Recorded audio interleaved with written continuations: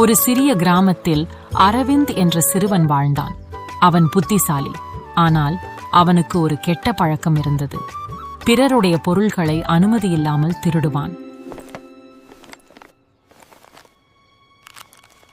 ஒரு நாள் பள்ளிக்கு கார்த்திக் என்ற புதிய மாணவன் வந்தான். அவன் யாரிடமும் அதிகமாக பேச மாட்டான். ஆனால் அவன் எப்போதும் ஒரு பழைய பென்சிலை மிகவும் கவனமாக பயன்படுத்திக் கொண்டிருப்பான். அந்த பென்சிலை பார்த்த அரவிந்துக்கு ஆச்சரியம். இவ்வளவு பழைய பென்சில் இவனுக்கு இவ்வளவு முக்கியமா என்று அவன் நினைத்தான்.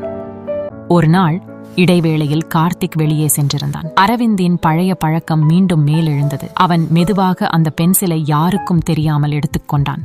அடுத்த நாள் கார்த்திக் கண்களில் ஒரு பெரும் கலக்கம். அவன் மிகவும் பதற்றமாக பென்சிலை தேடிக் கொண்டிருந்தான். பின்பு அவன் ஆசிரியரிடம் மெதுவாக, மிஸ், என் பென்சில் கிடைக்கல என்று அழுது கொண்டே சொன்னான்.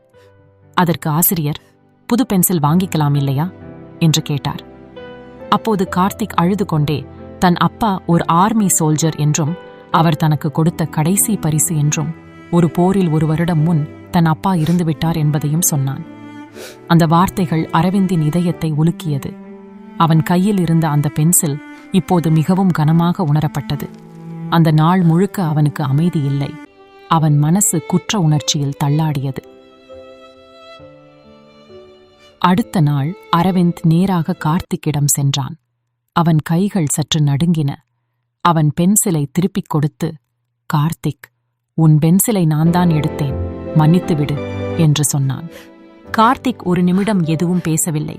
பிறகு, நீ உண்மையை சொன்னதுதான் பெரியது என்று சொல்லி தன் நண்பனை கட்டிக்கொண்டான். அந்த ஒரு நொடியில் அரவிந்தின் மனசு லேசானது. அந்த நாளுக்கு பிறகு அவன் எந்த பொருளையும் அனுமதியில்லாமல் எடுக்கவில்லை. ஒரு பொருளின் மதிப்பு அதன் விலையில இல்லை, அதன் பின்னால இருக்கும் நினைவுகளில்தான் உள்ளது என்பதையும் புரிந்து கொண்டான். அதுவே அவன் கடைசி திருட்டு. கதை முடிந்தது. நன்றி.